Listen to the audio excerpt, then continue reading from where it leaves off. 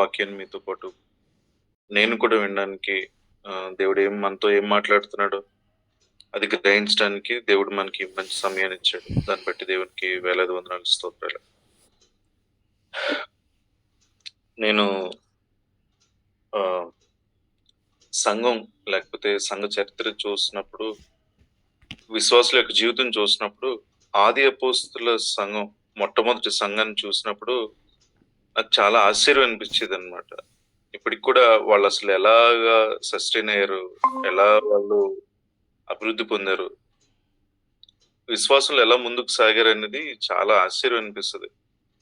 ఎందుకంటే ఇప్పటి కాలంలో మనకి లిటరేచర్ చాలా ఎక్కువ అవైలబుల్ గా ఉంటుంది, రకరకాల మెసేజ్. ఎందుకంటే మన ముందు చాలా మంది భక్తులు, చాలా మంది దైవజనులు, వాళ్ళ జీవితాలు మనకి సాక్ష్యంగా ఉన్నాయి.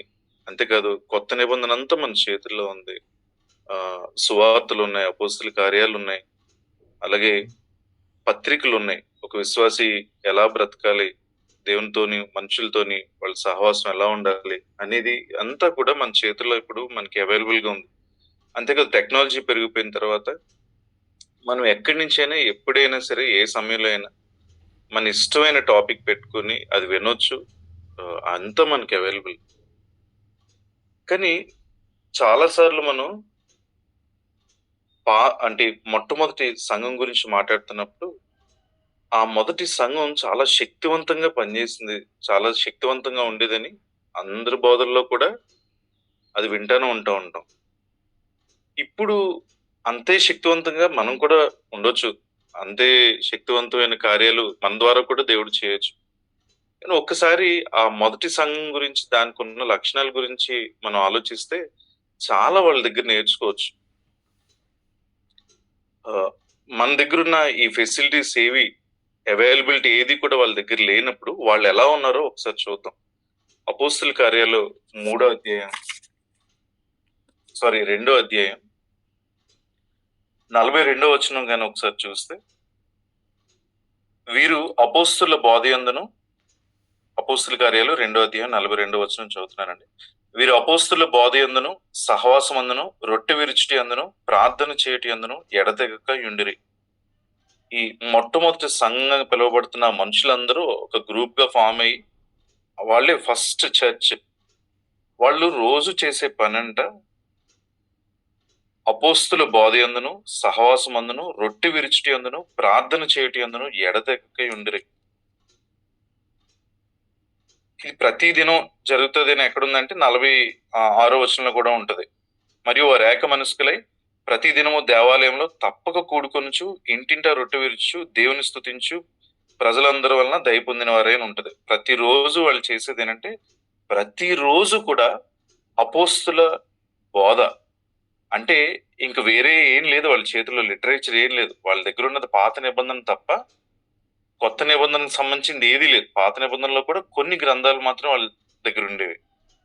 కానీ ఈ నూతన నిబంధన యేసుక్రీస్తుని విశ్వసించిన తర్వాత వాళ్ళు నడవటానికి, ఆయనతో పాటు నడిచిన అపోస్తుల యొక్క ఆ బోధ ప్రత్యక్షంగా వాళ్ళు వింటే తప్ప వాళ్ళ విశ్వాసాన్ని రేకెత్తించడానికి ఇంకొక సోర్స్ లేదు. వాళ్ళు ఎన్నుకున్న మార్గం ఏంటంటే, ప్రతిరోజు కూడా అపోస్తులు చెప్పే బోధ వింటూ ఉండేవారంట. యేసుప్రభు గురించి, ఆయన మన కోసం ఏం చేశాడు, ఆయన భూమి మీద ఉన్నప్పుడు ఏం చేశాడు, ఆయన ఏం బోధించాడు, వాళ్ళందరూ విన్నారు కాబట్టి అపోస్తులు, శిష్యులందరూ వాళ్ళ బోధ రోజు వినడానికి వాళ్ళు కూడుకునేవారంట. అంతేకాదు సహవాసం అందనం, వాళ్ళందరూ దగ్గర కూడుకుని ఒకరి బాధలు, ఒకళ్ళ పరిస్థితులు ఒకరికొకరు షేర్ చేసుకుంటూ ఉండేవారు. ఒకరి కష్ట నష్టాల్లో ఒకరు షేర్ చేసుకుంటూ ఉండేవారు. ఒకరి జీవితాల గురించి ఒకరు పట్టించుకుంటూ ఉండేవారు. అసలు ఇంకా గొప్ప సంగతి ఏంటంటే, వాళ్ళకున్నదంతా అమ్మేసి దాన్ని అంతటినీ కూడా సమానంగా పంచుకున్నారంట. అసలు ఈ కాలంలో అది గాని పెడితే, అలా గాని ఓ చర్చ్ పాస్టర్ గారు మనకున్న ఆస్తులన్నీ అమ్మేసి మనం సంఘం అంతా సమానంగా పంచుకుందాం అంటే సంఘాలన్నీ ఖాళీ అయిపోతాయి. కానీ మొట్టమొదటి సంఘం చేసింది అది. అలా ఉండమని కాదు, వాళ్ళని చూసి నేను ఆశ్చర్యపోతా ఉంటాను. వాళ్ళు చేస్తున్న పని అనమాట. యేసుక్రీస్తుని అంగీకరించిన తర్వాత వాళ్ళలో జరిగిన ఈ గొప్ప మార్పు ఏంటంటే, ప్రతిరోజు దేవుని వాక్యం వినాలని. అంతే కదా, వాళ్ళందరూ యేసుక్రీస్తుని అంగీకరించిన వారందరూ సహోదరి సహోదరులుగా ఒక దగ్గర కూడి వారి యొక్క సాధక బాధకాలన్నీ షేర్ చేసుకుంటూ, అంతేకాదు ప్రతి ఒక్కరు సమానంగా ఉండాలని వాళ్ళ ఆస్తులన్నింటినీ అమ్మేసుకుని వాళ్ళందరూ పంచుకుని సమానత్వంలోకి రావడం. అంతేకాదు రొట్టె విరిచిటి యందు, నేను ఇప్పుడు చెప్తున్నవన్నీ రోజు వాళ్ళు చేస్తున్న పనులు. రోజు అపోస్తలు బోధ వింటున్నారు, రోజు సహవాసం చేస్తున్నారు, రోజు రొట్టె విరిచిటి యందు. అంటే వాళ్ళందరూ కలిసి మామూలు భోజనం మాత్రమే కాదు, లార్డ్ సప్పర్ కూడా వాళ్ళు పాటిస్తూ ఉండేవారంట, ప్రభురాత్రి భోజనం. అంటే ప్రతిరోజు కూడా యేసుక్రీస్తు యొక్క జనన మరణ పునరుత్థానాల గురించి వాళ్ళు గుర్తు చేసుకుంటూ ఉండేవారు అది చేస్తూ. యేసుక్రీస్తు భూమి మీదకి ఎందుకు వచ్చాడు, ఆయన ఎలా ప్రాణం పెట్టాడు, తిరిగి లేచాడు, దాన్ని బట్టి వాళ్ళ జీవితానికి వచ్చిన ఆ విజయం ఏంటనేది ప్రతిరోజు గుర్తు చేసుకుంటూ ఉండేవారంట. అది అసలు చాలా గొప్ప లక్షణం. ఇప్పుడు ఆ స్థాయిలో మనం ఉండడానికి మనం కష్టపడాలి ప్రతిరోజు అలా ఉండాలంటే. అంతేకాదు ప్రార్థన చేయటి యందు ఎడతెగకుండుడి. పర్సిస్టెంట్ గా కంటిన్యూస్ ప్రేయర్ అంటే ఒక అంశం గురించి వాళ్ళు అది జరిగే వరకు ప్రార్థన. సమయంతో కాదు అక్కడ ముడిపడి ఉన్నది, వాళ్ళ మనసు ఆ పరిస్థితి మీద, ఆ దేనికోసమైతే ప్రార్థన చేస్తున్నారో అది జరిగే వరకు వాళ్ళ మనసులన్నీ దాని మీదే అన్నమాట. అలా ఎడతెగక ప్రార్థన చేస్తూ ఉండేవారంట. ఇది వాళ్ళు ఉన్న వెరీ గుడ్ క్వాలిటీ అని. అసలు మనం దాన్ని అందుకోవడం కష్టంగా అనిపిస్తుంది. ప్రతిరోజు పోవడం అంటే ఎక్కడవుతుంది, ప్రతిరోజు బోధ వినడం అంటే ఎక్కడవుతుంది, ప్రతిరోజు ఎడతెగక ప్రార్థన చేయడం, సహోదరి సహోదరులందరూ సహవాసం చేయడం అంటే ఎక్కడ జరుగుతుంది. కానీ దేవుడికి వందనాలు, ఈ గ్రూప్ ప్రతిరోజు ఇలా జాయిన్ అయ్యి మనుషులందరి కోసం, అంటే సహోదరి సహోదరులందరి కోసం, వాళ్ళ వాళ్ళ అవసరతలందరి కోసం ప్రార్థన చేస్తున్నారంటే అది నాకు చాలా సంతోషం. ఒకసారి యుగంధరానికి కూడా నేను అది చెప్పాను అనమాట, ఎలా ఇది కంటిన్యూ చేస్తున్నారు, ఇది కేవలం దేవుడు నిర్ణయించింది. ఎందుకంటే ఆది అపోస్తుల కాలంలో కూడా సంఘం ఎలా చేసింది. సో ఈ మొట్టమొదటి సంఘానికి ఉన్న ముఖ్య లక్షణం ఏంటంటే, అపోస్తుల కార్యాలు 12వ అధ్యాయం 5వ వచనం చూస్తే, పేతుర్ని చెరసాల్లో వేసినప్పుడు, 5వ అధ్యాయం అపోస్తుల కార్యాలు 12వ అధ్యాయం 5వ వచనం, పేతురు చెరసాల్లో ఉంచబడును, సంఘం అయితే అతని కొరకు అత్యాశక్తితో దేవునికి ప్రార్థన చేయించుండెను. ఇప్పుడు క్రైస్తవ సమాజానికి చాలా లిటరేచర్ అవైలబుల్, చాలా ఇన్ఫర్మేషన్ అవైలబుల్. ఆ టైంలో వాళ్ళకి ఇన్ఫర్మేషన్ అవైలబుల్ కాకపోయినా అప్పటికి ఇప్పటికి ఉన్న తేడా ఏంటంటే, వాళ్ళలో అత్యాశక్తి, ఆసక్తి వాళ్ళలో చాలా ఎక్కువ. దేనికోసం? ప్రార్థన చేయడం కోసం, సహవాసం కోసం, అపోస్తుల బోధ కోసం. వాళ్ళలో దేవుని పట్ల ఆసక్తి చాలా ఎక్కువ. కాబట్టే వాళ్ళు చేసే ప్రార్థనలు బట్టి దేవుడు అనేకమైన అద్భుతాలు ఆశ్చర్యాలు చేశాడు. అత్యాశక్తితో ప్రార్థన చేసినప్పుడు చెరసాల గోడలు బద్దలైపోయాయి. వాళ్ళ అత్యాశక్తితో ప్రార్థన చేసినప్పుడు ఎక్కడైతే దేవుని వాక్యం ప్రకటించబడకూడదు అని అక్కడ వాళ్ళకు హుకుం జారీ చేశారో, అక్కడ ఈ అపోస్తులందరూ, శిష్యులందరూ కూడా బహుధైర్యం తెచ్చుకుని ధైర్యంగా బోధించారంట. అక్కడ అనేకైన అద్భుతాలు చూడగలిగారు. దాని వెనక సంఘం చేసిన ప్రార్థన. అంతేకాదు ఆ ప్రార్థన పట్ల వాళ్ళకి అత్యంత ఆసక్తి, అంటే ఫస్ట్ ప్రయారిటీ అన్నమాట. ఆసక్తి, మన జీవితాల్లో చాలా వాటి మీద ఆసక్తి ఉంటది, చాలా అంబిషన్స్ ఉంటాయి, చాలా టార్గెట్స్ ఉంటాయి. ఈ వీళ్ళకి ప్రార్థన చేయడమే ఆసక్తి. ఏదైనా పరిస్థితి వచ్చినప్పుడు ఆ పరిస్థితిని గురించి ప్రార్థన చేయడం అత్యాశక్తి అంట. ఆసక్తి కూడా కాదు, అత్యాశక్తి. అంటే వాళ్ళలో ఫస్ట్ ప్రయారిటీ అంతా ఏంటంటే దేవుని సన్నిధిలో గడపడం, అందరి కోసం ప్రార్థన చేయడం. ఇది నన్ను చాలా అట్రాక్ట్ చేసింది అనమాట. ఆది సంఘంలో ఉన్న ఒక మంచి లక్షణం ఏంటంటే అత్యాశక్తితో ప్రార్థన చేస్తూ ఉండడం.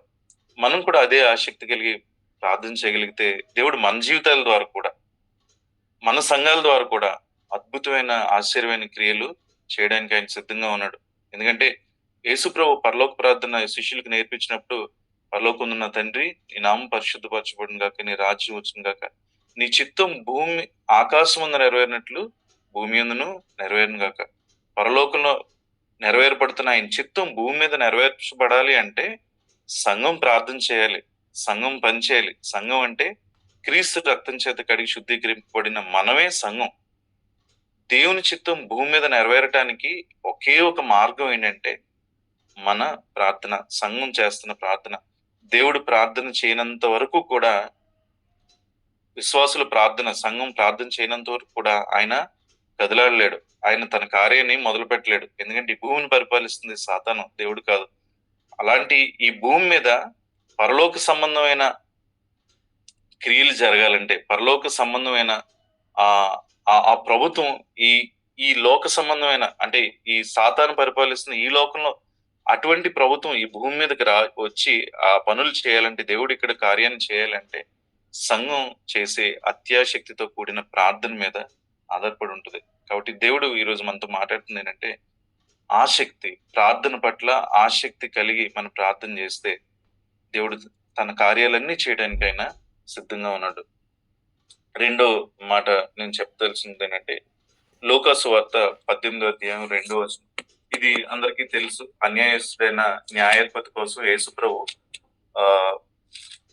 ఇక్కడున్న ప్రజలందరికీ చెప్తా ఉంటాడు ఉపమాన ప్రకారం. ఏంటంటే, ఒక దేవునికి భయపడక మనుషులను కూడా లక్ష్య పెట్టని ఒక న్యాయాధిపతి ఉన్నాడు ఒక పట్టణంలో. ఒక విధవరాలు న్యాయం తీర్చమని తన విరోధికి తనకి ఉన్న దాని గురించి న్యాయం తీర్చమని పదే పదే వచ్చి అడుగుతా ఉండేదంట. నాకు న్యాయం తీర్చు, న్యాయం తీర్చు. ఆ న్యాయం తీర్చడానికి ఆ వ్యక్తి మంచోడేం కాదు. ఎలాంటివాడంట, దేవుని భయం లేదు, మనుషుల భయం లేదు. అలాంటివాడు ఇష్టం వచ్చినట్టు తీర్చొచ్చు న్యాయం. న్యాయబద్ధంగా వెళ్లాల్సిన అవసరం కూడా లేదు. అసలు న్యాయం తీరుస్తాడని కూడా లేదు. కానీ ఈ విధవరాలకున్న విశ్వాసం ఏంటంటే, ఆ న్యాయం తీర్చే స్థానంలో ఆ వ్యక్తి ఉన్నాడు కాబట్టి అతను తప్ప ఇంకొక న్యాయం తీర్చడానికి లేడు.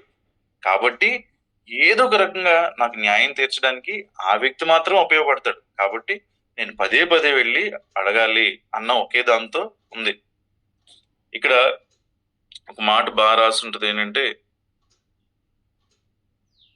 5వ వచనంలో, 18వ అధ్యాయం 5వ వచనంలో, ఈ విధవరాలు నన్ను తొందర పెట్టుచున్నది కనుక ఆమె మాటి మాటికి వచ్చి గోజాడుకున్నట్లు ఆమెకు న్యాయం తీర్చునని తనలో తాను అనుకున్నాను. నా దగ్గరికి మాటి మాటికి వచ్చి నా బుర్ర తినేస్తుంది అనవసరంగా. ఇలా మాటి మాటికి వచ్చి నన్ను విసిగించకుండా ఆవిడకి ఏదో ఒక న్యాయం తీర్చేయాలని న్యాయం తీర్చాడంట. అన్యాయస్తుడైన ఆ న్యాయాధిపతి చెప్పిన మాట వినుడి. మాటి మాటికి వచ్చి గోజాడుకున్నట్లు ఆమెకి న్యాయం తీర్చునని తనలో తాను అనుకున్నాను. అప్పుడు యేసుప్రభువు ఏం చెప్తున్నాడంటే, ఆ అన్యాయస్తుడైన ఆ న్యాయాధిపతి మాటలో ఒకసారి వినండి. అలాంటి న్యాయాధిపతి న్యాయం తీరిస్తే దేవుడు, 7వ వచనంలో, దేవుడు తాను ఏర్పరచుకున్న వారు దివారాత్రులు తను గూర్చి మొరపెట్టుచుండగా వారికి న్యాయం తీర్చడా? ఆయన వారికి త్వరగా న్యాయం తీర్చును. వారి విషయమే కదా ఆయన దీర్ఘశాంతం చూపుచున్నాడని మీతో చెప్తున్నాను. యేసుప్రభు మనకి అర్థమయ్యేటట్టు ఏం చెప్తున్నాడంటే, ఉపమాన ప్రకారం ఆ అన్యాయస్తుడే న్యాయస్థానం, అంటే న్యాయపీఠం మీద ఉన్న అన్యాయస్తుడైన వ్యక్తి న్యాయం తీరిస్తే మీ పరలోకపు తండ్రి న్యాయం తీర్చడా? మీరు మొరపెట్టిన దాని గురించి మీకు ఇవ్వడా? మీరు మొరపెట్టుచుండగా మీకు న్యాయం తీర్చడా అని చెప్తున్నాడు అనమాట. వారికి త్వరగా న్యాయం తీరుస్తాడు. దానికోసమే కదా దీర్ఘశాంతం చూపిస్తున్నాడు తండ్రి అని యేసుప్రభు మనకు అర్థమయ్యేటట్టు చెప్తున్నాడు అనమాట.